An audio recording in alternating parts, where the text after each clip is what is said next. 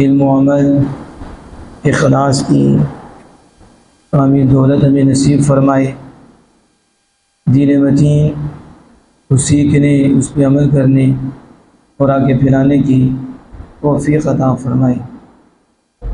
हुज़ूर अली बिन उस्मान उजमेरी अल मारूफ़ दादा गंज बख्श रहिमहुल्लाह ताला अलैहि अपनी किताब कश्फुल महजूब में हज़रत अबू सालेह हमदून बिन अहमद बिन अम्मारा रज़ियल्लाहु ताला अन्हु का ज़िक्र फरमाते हैं।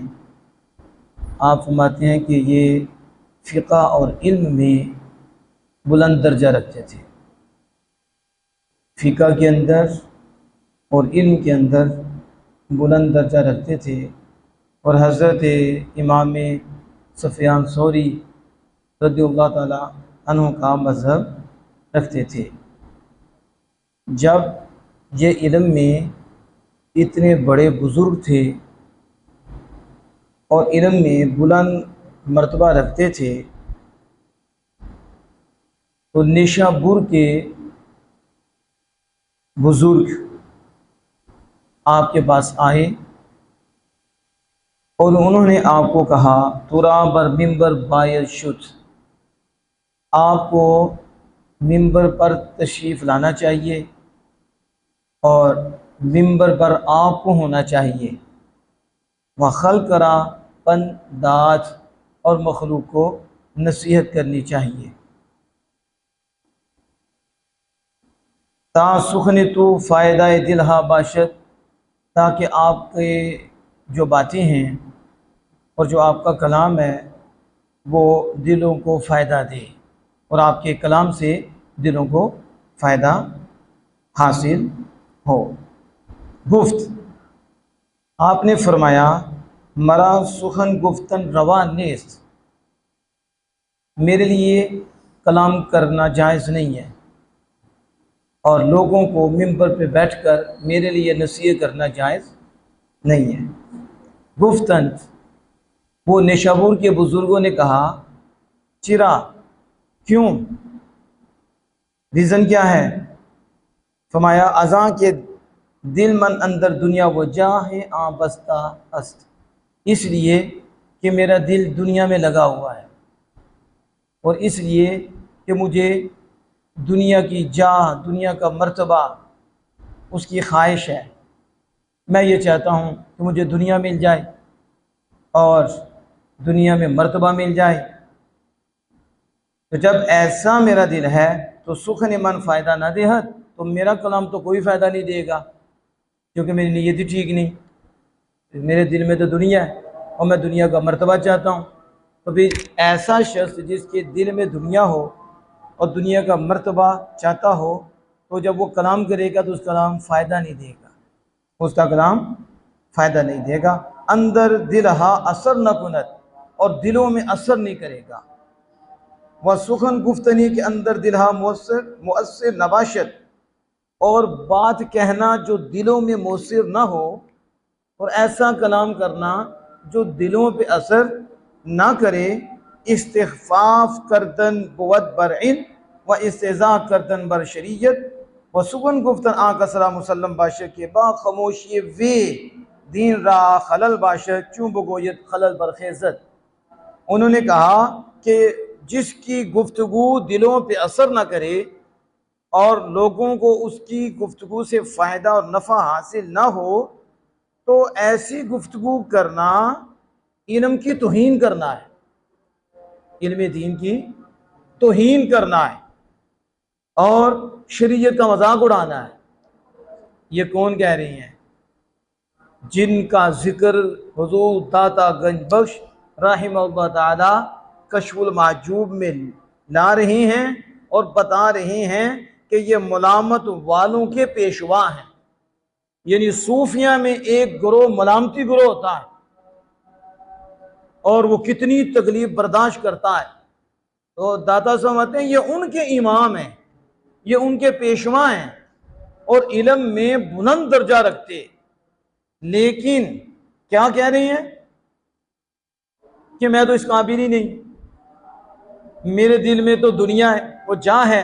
तो जब ऐसा होगा तो वाज फायदा नहीं देगा, नसीहत फायदा नहीं देगी, कलाम असर नहीं करेगा। तो ऐसा शख्स कलाम करे तो गोया कि उसने इल्म दीन की तौहीन की है और उसने शरीयत का मजाक उड़ाया है।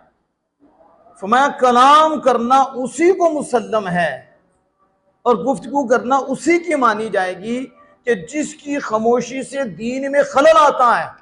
जो चुप रहे तो दीन का नुकसान होता है, जो चुप रहे तो दीन में खराबी आती है, और जब बोले तो खराबी उठ जाती है, नुकसान उठ जाता है, खलल दूर हो जाता है।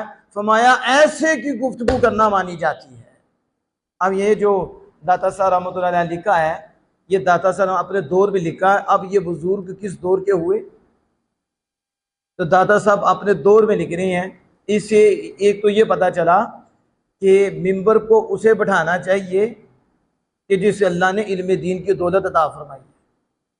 इसे बदकिस्मती से हमारे यहाँ इल्म दीन ही देखा जाता, आवाज़ देखी जाती है, अंदाज देखा जाता है, और बाद जगह तो ड्रामाबाजी देखी जाती है, अदाकारियाँ देखी जाती हैं। जितना बड़ा अदाकार होगा, नौसरबाज होगा, जुगते लगाने वाला होगा, हम उसे पैसा देंगे, माल देंगे सिर्फ जुगल सुनने के लिए, उसके कर्तव्य के लिए, उसकी ड्रामाबाजी के लिए, उसके इस अंदाज के लिए, उसकी आवाज कि जिससे हमारी ख्वाहिश पूरी होती है, हमारी ख्वाहिश ठंडी होती है। हम उसे बुलाकर कितने पैसे देकर मिंबर पे बैठाते हैं। और ये नाम, हम तो पीरों फकीरों के मानने वाले हैं, हम औलिया के मानने वाले हैं। हमने कहा बर्रे सगीर पाको हिंद में दाता साहब से भी बड़ा कुछ दिखाओ, और किसने दाता को अपना इमाम नहीं माना वो बताओ। कोई ऐसा सुन्नी भी दिखाओ कि जिसने दाता को ना माना हो, और औलिया में बताओ जिन जो दाता साहब के बाद हुए जिन्होंने दाता साहब को नहीं माना, क्या मकाम है। और वो दाता साहब कश्फुल माजूम में लिख रहे हैं कि वो लोग आपके पास इसलिए आए कि अल्लाह ने आपको बहुत इल्म दिया था और आप वक्त के वली थे और मलाम सरदार और हजरत सुफियान सोरी रज़ियल्लाहु अन्हु का मजहब भी रखते थे। मगर आप कलाम करें, ये नहीं। दादा साहब जिस दौर की बात कर रहे हैं इतना पकीदा दौर था कि उस वक्त कलाम के लिए उसे कहा जाता था कि जो कलाम के लायक होता था, जो इस लायक होता था कि ये मिंबर पे बैठ के लोगों को नसीहत करे, ये इसका अहल है और ये इस लायक है। तो फिर उन्हें कहा जाता था कि आप बात करें ना, क्योंकि अल्लाह ने आपको नवाजा है, आपको इल्म दिया है, तकवा दिया है, वरा दिया है, अल्लाह ने आपको नवाजा है। आपका तो लोगों को नसीहत करना बनता है ताकि लोगों की जिंदगी बन जाए, लोगों की तबीयत ठीक हो जाए, लोग आमिना के राज सदस्य की शरीयत में डल जाएं, लोगों के फायदे हों। और आज नाम वलियों का लेते हैं, लेकिन मिंबर पे उसे बैठाते हैं जिसे इल्ला माशा अल्लाह दीन नहीं आता, सिर्फ वो नकल की, कापी की, और कितने जो हैं वो आपके सामने ही हैं। कोई पता नहीं किसकी कापी करके खतीब बना हुआ है, तो किसकी कापी करके खतीब बना हुआ है, वो वाक़या सुना रहे हैं और ये आगे घूम रहे हैं और झूम रहे हैं और अपनी भी तबाही कर रहे हैं और दूसरों की भी तबाही कर रहे हैं। ये दाता साहब लिख रहे हैं उनके बारे में कि जिनकी वलायत मुसल्लम है, जिनका तकवा मुसल्लम है, और उनकी आजिज़ी इतनी है, इनकिसारी इतनी है कि वो कहते हैं कि मेरे लिए कलाम करना मखलूक को जायज़ नहीं है और मेरे लिए मिंबर पे बैठना जायज़ नहीं है, क्योंकि मेरा दिल तो दुनिया में फंसा हुआ है। जो दिलों से दुनिया निकालने वाले हैं, जो दिलों में अल्लाह उसके रसूल की मोहब्बत का नूर पैदा करने वाले हैं, और ये वो लोग हैं जो दुनिया से निकाल कर खाल के दुनिया से मिलाने वाले हैं, जो इस जहां से निकाल कर उस जहां की फिक्र देने वाले हैं जहां से हम आए हैं, और असल का आईना दिखाने वाले हैं। वही कह रहे हैं कि हमारा दिल तो दुनिया में बंधा हुआ है और मैं और आप कहाँ जाएंगे। हमारे दावे तो देखो, हम कहते हैं अर्श पे पहुंचे हुए, हमारे जैसा तो कोई भी नहीं है। वली हो तकब्बुर की ते की जबर भी करीब नहीं आती। वली तो सरापा आजिज होता है, वो आजिज़ से बड़ा होता है। लेकिन अगला सबक जो आपने दिया कि जिसकी गुफ्तगू से आगे फायदा हासिल नहीं हो रहा और दिलों में असर ही नहीं कर रही, का ऐसे की गुफ्तगू करना ये इनमें दीन की तौहीन करना है। पढ़ो ना सूफिया को, ये मेरा फतवा नहीं है, ये दाता साहब रहमतुल्लाह अलैह ने मुलामतियों वलियों के सरदार हजरत साले हमदून बिन अहमद बिन अम्मारा का फतवा लिखा है कि ऐसे लोगों का नसीहत करना, मिंबर बैठ के कलाम करना, ये इनमें दीन की तौहीन करना है। तो बताओ जिसकी नीयत ही ठीक नहीं, एक तो पढ़े ही नहीं, वो तो वैसे खारिज हो गया। गवैये, ये जितने वो टप्पे बोलने वाले, नौसरबाज, जुगते लगाने वाले, जो दीन पढ़े नहीं, गानियां देने वाले और लोगों की इज्जतें उछालने वाले, बस मजाक करने वाले, वो मिंबर पे बैठे हुए हैं, वो तो वैसे खारिज हैं। यहां तो उनकी बात हो रही है जो पढ़े हुए हैं, जिनके पास इल्म भी है, लेकिन वो कहते हैं इल्म होने के साथ साथ नीयत भी ठीक होनी चाहिए।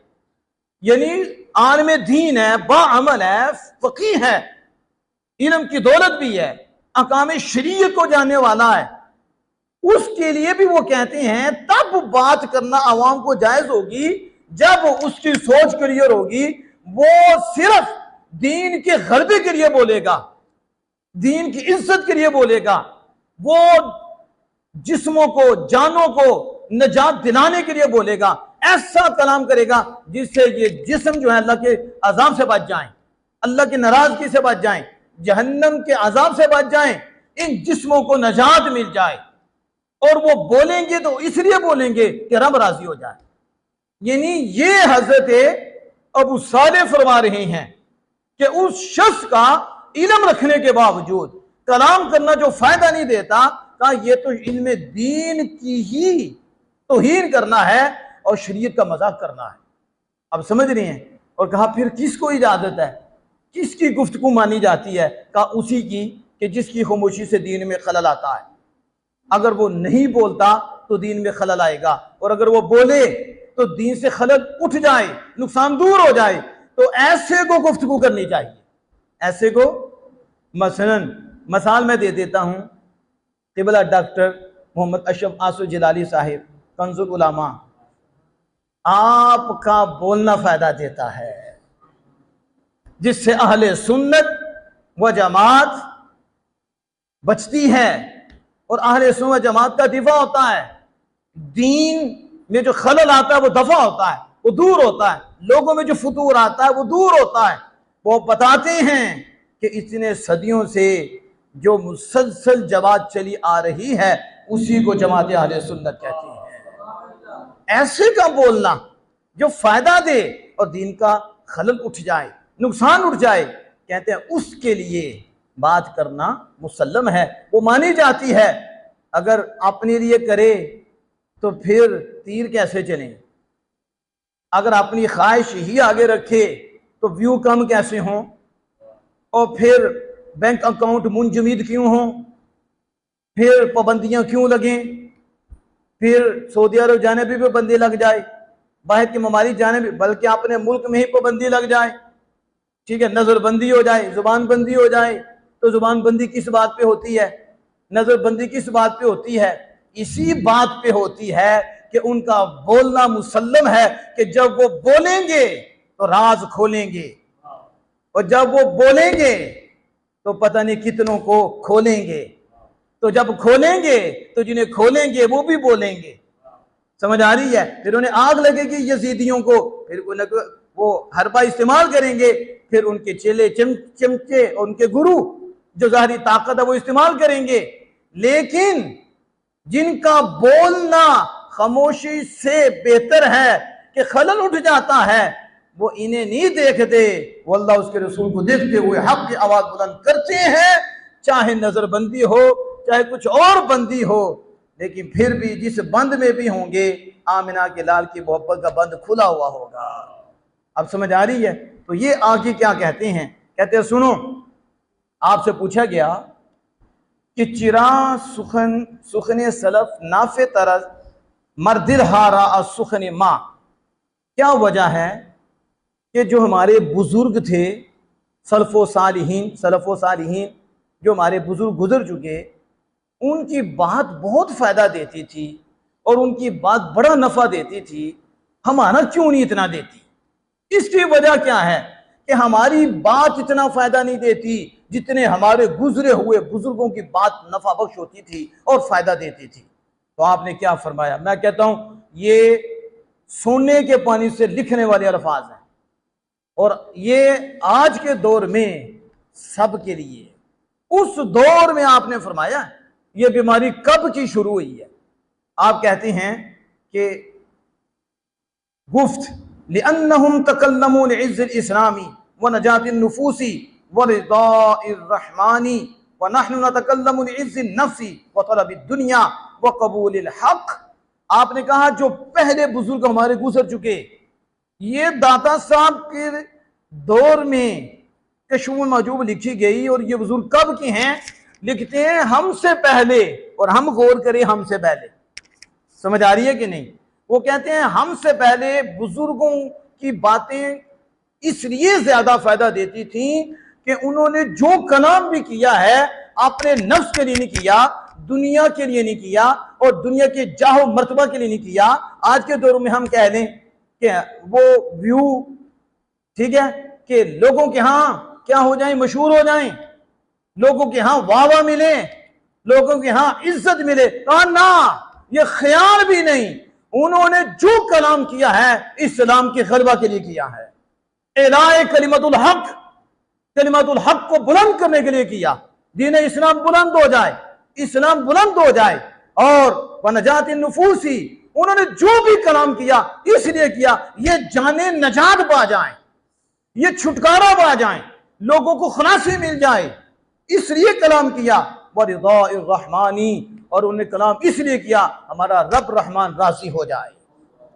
फरमाया ये तीन नीयतें उनकी थी, एक नफ्स इस्लाम को गालिब करने के लिए, और दूसरा नफ्सों को नजात के लिए, और तीसरा अल्लाह की रजा के लिए। तो जब ये नीयत होगी तो ये कलाम तो ज्यादा फायदा देगा, यही कलाम दिलों में असर करेगा और दिलों में मौसर होगा। और हमारा कलाम क्यों फायदा नहीं देता और क्यों कम फायदा देता है? कहा इसलिए कि हम कलाम करते हैं नफ्स की इज्जत के लिए, वो करते थे दीन की इज्जत के लिए, हम करते हैं नफ्स की इज्जत के लिए, हमारे नफ्स को इज्जत मिले। ये नहीं होता। अब तो आपके सामने टिकटॉक आपके सामने है, इंस्टाग्राम आपके सामने है, फेसबुक आपके सामने है, और जो सिलसिला आपके सामने है। बंदे तो चाय भी पीते हैं तो उसको भी टिकटॉक में भेजते हैं, मुंह में बर्गर होता है तो टिकटॉक बन रही होती है। अब बताओ, ये मुझे तो दुख होता है उन उलमा पे भी कि जो इस अंदाज से टिकटॉक पे आते हैं। अब क्या पेश करने के लिए आते हैं? आप दीन पेश करने के लिए चाय पेश कर रही हैं, मैं चाय पी रहा हूँ, मैं बर्गर खा रहा हूँ, और मैं ये खा रहा हूँ, शवारमा खा रहा हूँ, और मैं कुर्सी जब बस यही रह गया वॉशरूम में जाने से पहले। अब मैं वॉशरूम में जाने लगा हूँ और अब मैं वॉशरूम में आने लगा, बस वो रह गया है कि उसकी अब क्लिप को बन जाएगा टिकटॉक पे, तो आगे व्यू, आगे देखने वाले और लाइक करने वाले भी वो मेरे जैसे ही हैं जो आगे से लाइक ऐसों को करते हैं। तो यहाँ क्या था, वो इस्लाम की इज्जत के लिए कलाम करते थे और हम नफ्स की इज्जत के लिए, हमारे नफ्स को इज्जत मिले, हमें अपना नफ्स अजीज है, हमें इज्जत मिले, और दुनिया की तलब के लिए। आपको लाइक ज्यादा होंगे फिर आप चलेंगे, तो आपको पता है आगे फिर पैसे का सिलसिला शुरू हो जाता है। जब इतना उनकी रिक्वायरमेंट है, जब वो पूरी हो जाती है तो अर्निंग है, फिर माल है, फिर पैसा है। तो कहा वो कलाम करते थे दुनिया की तलब के लिए, वो कबूल खल्क की, और इसलिए कलाम करते हैं हम कि मखलूक के अंदर मशहूर हो जाएं, मखलूक के अंदर कबूलियत मिल जाए। आज के दौर में समझना कोई मुश्किल नहीं कि ये व्यू के चक्करों में क्या हाल है, हक बयान नहीं किया जाता। क्यों? अगर हक बयान किया जाए तो व्यू कम होंगे, देखने वाले कम होंगे, लाइक करने वाले कम होंगे। तो ऐसे लोगों का कहा कलाम फायदा नहीं देता, क्योंकि ये नफ्स में फंसे हुए हैं, ये दुनिया में फंसे हुए हैं। वो पहले लोग दुनिया से निकले हुए थे, उनके दिल रब से जुड़े हुए थे, उनकी सोचें पकीज़ा थी। वो नफ्स की इज्जत के लिए नहीं कलाम करते थे, वो इस्लाम की इज्जत के लिए करते थे। वो तलबे दुनिया के लिए कलाम नहीं करते थे, बल्कि वो नफ्सों को निजात देने के लिए कलाम करते थे। वो दुनिया की तलब के लिए नहीं करते थे, वो रब्बे रहमान की रजा के लिए करते थे कि अल्लाह राजी हो जाए। उनके यहाँ कबूलियत मखलूक में ये मद्देनजर नहीं थी, उनके यहाँ अल्लाह के यहाँ कबूलियत मंजूर थी कि अल्लाह कबूल कर ले, अल्लाह के यहाँ मकबूल हो जाएं। इसलिए उनका कलाम ज्यादा फायदा देता है और इनका कलाम फायदा नहीं देता, ये कम देता है, क्योंकि इनकी नीयत ठीक नहीं है इनकी। अब मैं कहता हूं कि ये भी तो पढ़ के सुनाओ ना, दाता साहब का नाम लेना और दाता साहब पहुंच जाना, ठीक है, हो सकता उधर जाकर भी व्यूज के चक्कर में हो, साथ ही को मूवी बनाया मैं दाता साहब आया हुआ हूँ, देखो दरबार में मैं खड़ा हूँ, ये देखो अब मैं क्या कर रहा हूँ, अभी देखो मुझे चादर पहनाई जा रही है, अभी मेरी एक तो और तस्वीर खींचना, साथ एक बंदा खड़ा रखा होता है, बस तुमने जल्दी से तस्वीर लेनी है, तुमने ये करना है, तुमने ये करना है। हम बदगुमानी नहीं करते, लेकिन जो मैं बता रहा हूं मकसूद क्या है, मकसूद था अल्लाह की रजा। तो जब अल्लाह की रजा से पीछे हटेगा और नफ्सों की नजात की नीयत से हटेगा और फिर इस्लाम की इज्जत से तवज्जो हटेगी तो फिर दुनिया आएगी, तो जब बोलेगा तो फिर क्या फायदा होगा, बल्कि बात का बोलना तो ज्यादा नुकसान देता है, ज्यादा। तो ये मैं अर्ज कर रहा था कि हुजूर दाता साहब रहमतुल्लाह तआला अलैह ने किस अंदाज में ये उनका पैगाम लिखा है और उनकी नसीहत लिखी है, जो हम सब के लिए है कि हम जो काम भी करें, जो गुफ्तगू भी करें, तो इस्लाम की इज्जत के लिए करें और हम दुनिया की तलब मद्दे नज़र न रखें, बल्कि नफ्सों की नजात के इस गुफ्तगू से नफ्स नजात पा जाएंगे, नफ्स। और तीसरी रब राज़ी हो जाए। कौन हो जाए? तो मुझे बताओ, जिस पर रब राज़ी हो जाए, तो फिर रब राज़ी हो जाता है तो उसकी मशहूरी हो जाती है, उसे और क्या चाहिए। जिस पर रब राज़ी, उसे सब कुछ मिल गया, आगे फिर मालिक उसके चर्चे भी कर देता है। एक बंदा दुनिया में फंसा रहता है, जलील और रुसवा हो जाता है, दूसरा रब को याद रखता है, रब ही के लिए करता है, सदियां बीत जाती हैं तो फिर भी दाता दाता होता है, ख्वाजा ख्वाजा होता है, गौस गौस होता है, फिर भी इमाम आज़म होता है। कहीं गौस से जली हैं, कहीं गौस से जली हैं और कभी इमामुल हक वली हैं। देखो कैसे तज़किरे हैं उनके, सदियां बीत गई हैं, आज भी उनका नाम है। और ये जो दुनिया के चक्कर में रहे और व्यू में रहे, शोहरत में रहे, आज तो उनकी कब्र पे भी आप देखेंगे लोग जाते ही नहीं, बाहर को कब्रें भी भूल गई हैं, कब्रें भी तोती